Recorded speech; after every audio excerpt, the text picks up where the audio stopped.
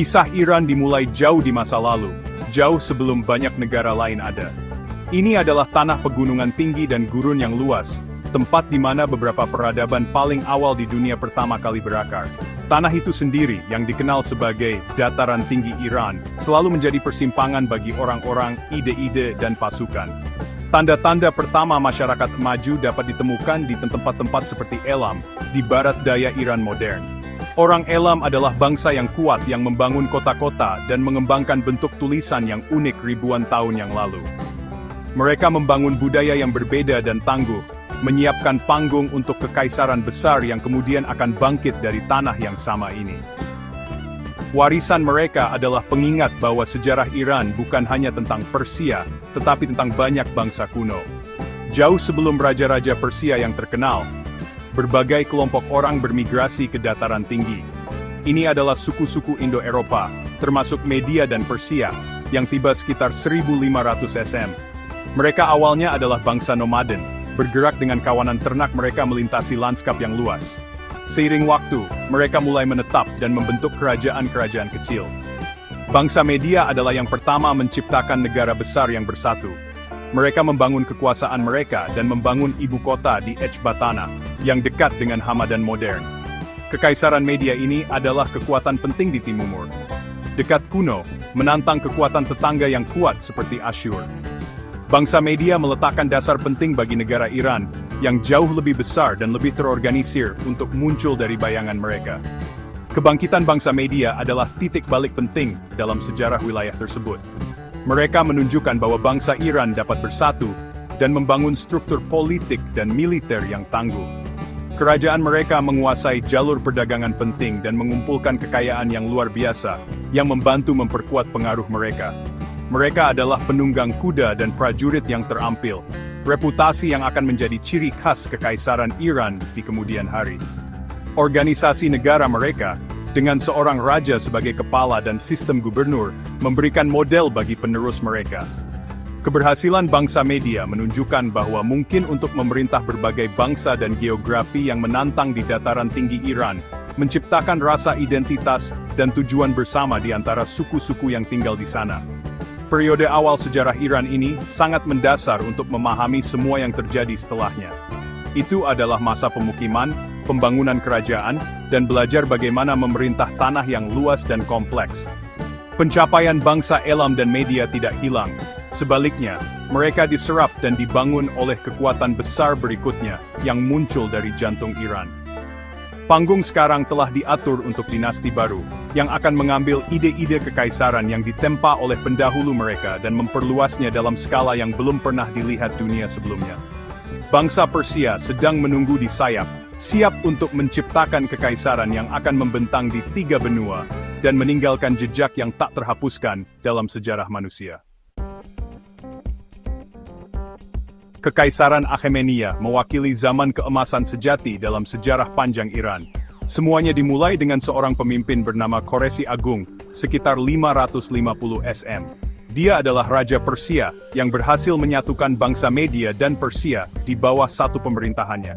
Khoresi bukan hanya seorang penakluk, dia dikenal karena kebijaksanaannya dan pendekatannya yang unik dalam memerintah. Ketika dia menaklukkan tanah baru, seperti Babel, dia menunjukkan rasa hormat terhadap adat istiadat dan agama setempat. Kebijakan toleransi ini membuat kekaisarannya kuat dan stabil. Dia menciptakan negara yang luas yang membentang dari perbatasan India sampai ke Mesir dan sebagian Eropa, menjadikannya kekaisaran terbesar yang pernah dikenal dunia. Visinya menciptakan model kekaisaran multikultural dan terkelola dengan baik. Di bawah raja-raja selanjutnya seperti Darius Agung, Kekaisaran Akhemenia mencapai puncak kekuatan dan organisasinya. Darius adalah administrator brilian yang membagi kekaisaran menjadi provinsi-provinsi yang disebut satrapi, masing-masing diperintah oleh seorang gubernur. Dia membangun jaringan jalan yang luar biasa, dengan yang paling terkenal adalah Jalan Kerajaan, yang memungkinkan pesan dan pasukan untuk bergerak cepat di seluruh wilayahnya yang luas. Dia juga memperkenalkan mata uang standar dan sistem berat dan ukuran, yang membantu perdagangan berkembang. Ibu kota megah Persepolis dibangun selama waktu ini. Istana-istana megah dan ukiran-ukiran rumitnya menunjukkan kekayaan, kekuatan, dan kejeniusan artistik Persia kuno, sebuah bukti kejayaan kekaisarannya. Namun, semua kekaisaran besar menghadapi tantangan, dan dinasti Achaemenida tidak terkecuali. Bangsa Persia terkenal berperang serangkaian perang dengan negara kota Yunani, konflik yang telah dikenang dalam sejarah barat selama berabad-abad. Akhirnya, kekaisaran ditaklukkan oleh Alexander Agung pada abad keempat SM. Kedatangan Alexander membawa budaya dan ide-ide Yunani, yang dikenal sebagai Helenisme, ke Persia. Setelah kematiannya, para jenderalnya membagi kekaisaran, dan Iran diperintah untuk sementara waktu oleh dinasti Seleucus. Periode ini menandai perpaduan signifikan antara budaya Yunani dan Persia, menciptakan sintesis unik yang memengaruhi seni, arsitektur, dan filosofi untuk generasi yang akan datang. Kedatangan Islam pada abad ke-7 M membawa transformasi paling mendalam dalam sejarah Iran. Pasukan Arab yang terinspirasi oleh keyakinan baru mereka menaklukkan Kekaisaran Sasania, yang merupakan dinasti Persia pra-Islam terakhir yang hebat. Meskipun penaklukan bersifat militer, konversi ke Islam adalah proses bertahap yang berlangsung selama beberapa abad. Bangsa Iran tidak hanya mengadopsi budaya Arab, sebaliknya, mereka memperkaya Islam dengan tradisi kuno mereka sendiri. Cendekiawan, penyair, dan ilmuwan Persia menjadi tokoh terkemuka di zaman keemasan Islam. Bahasa Persia itu sendiri bertahan dan diadaptasi, ditulis dalam aksara Arab dan akhirnya menghasilkan mahakarya sastra abadi.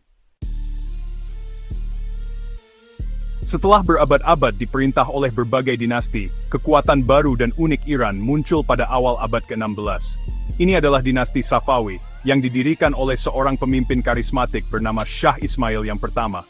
Dinasti Safawi mencapai sesuatu yang sangat signifikan.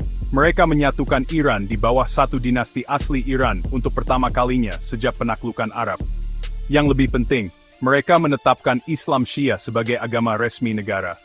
Ini adalah keputusan monumental, karena sebagian besar dunia Islam pada waktu itu didominasi Sunni.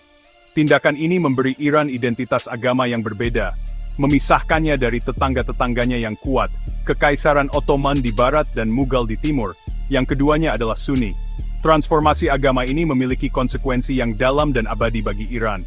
Ini menciptakan ikatan yang kuat antara pemerintah dan para pemimpin agama, ulama. Negara secara aktif mempromosikan Syiah, membangun masjid dan sekolah agama, dan mendorong ziarah ke tempat-tempat suci di Iran.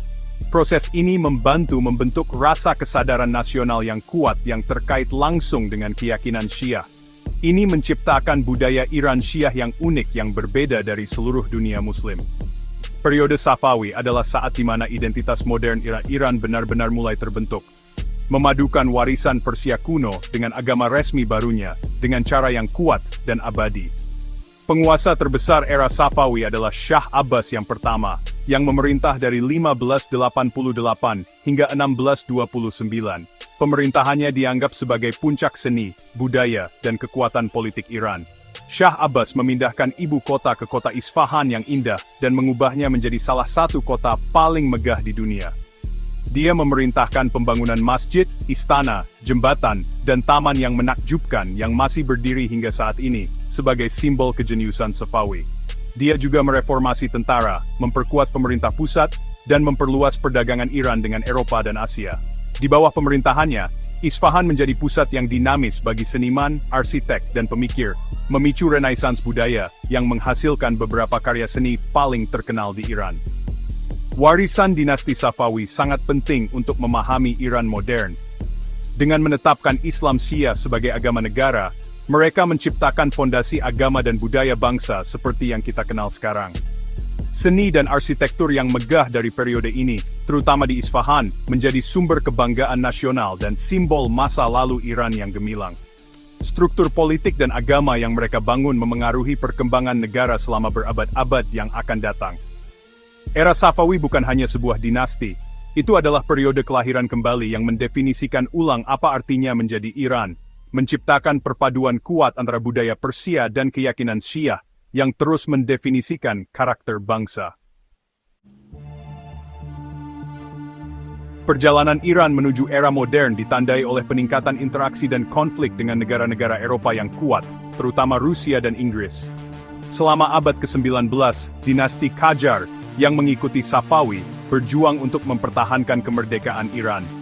Baik Rusia maupun Inggris berusaha menguasai Iran karena lokasi strategisnya dan, kemudian, karena cadangan minyaknya. Periode ini menyaksikan Iran kehilangan wilayah dan kekuatan ekonomi, yang menyebabkan frustrasi yang meluas di kalangan rakyat. Pada awal abad ke-20, frustrasi ini memuncak menjadi revolusi konstitusional, sebuah gerakan yang bertujuan untuk membatasi kekuasaan Syah dan membentuk parlemen. Meskipun revolusi memiliki keberhasilan yang terbatas, itu adalah langkah pertama yang krusial menuju kesadaran politik modern di Iran. Abad ke-20 membawa perubahan besar, didominasi oleh pemerintahan dinasti Pahlavi, yang didirikan oleh Reza Shah pada 1925. Reza Shah dan putranya, Muhammad Reza Shah, memulai program modernisasi dan westernisasi yang ambisius. Mereka membangun infrastruktur modern, memperluas pendidikan, dan mencoba menciptakan identitas sekuler, nasionalis berdasarkan kejayaan Persia pra-Islam. Namun, pemerintahan mereka juga otokratis, dan hubungan dekat mereka dengan Amerika Serikat dan Barat dipandang dengan kecurigaan oleh banyak orang. Perubahan sosial yang cepat oleh Shah seringkali bertentangan dengan nilai-nilai tradisional dan agama negara, menciptakan perpecahan mendalam di dalam masyarakat Iran dan menanam benih untuk gejolak di masa depan. Ketegangan ini memuncak dalam peristiwa monumental Revolusi Islam 1979. Dipimpin oleh ulama yang diasingkan Ayatollah Ruhollah Khomeini, pemberontakan rakyat besar-besaran menggulingkan Shah. Revolusi adalah gerakan yang kompleks, didorong oleh campuran semangat keagamaan, sentimen anti-imperialisme, dan keinginan untuk keadilan sosial. Ini benar-benar mengubah sistem politik Iran, menggantikan monarki berusia 2.500 tahun dengan Republik Islam. Sistem baru ini didasarkan pada prinsip Khomeini tentang velayat faqih, atau perwalian ahli hukum, yang memberikan otoritas tertinggi kepada seorang pemimpin agama. Revolusi mengguncang dunia dan secara fundamental membentuk kembali hubungan Iran dengan dunia. Saat ini, identitas Iran adalah permadani yang kaya dan kompleks yang ditenun dari semua benang sejarah ini.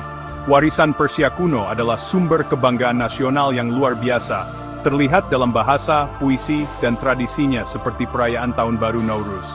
Warisan Islam Syiah yang diperkuat oleh Safawi tetap menjadi inti kehidupan budaya dan politiknya. Pengalaman kolonialisme dan memori revolusi 1979 terus membentuk kebijakan luar negerinya dan keinginannya yang mendalam untuk kemerdekaan. Memahami Iran berarti melihat semua lapisan ini, Kekaisaran Quraisy, keyakinan Safawi, dan semangat revolusioner 1979. Sejarah yang unik dan mendalam inilah yang menjadikan Iran seperti sekarang sebuah bangsa dengan jiwa kuno yang menavigasi tantangan dunia modern.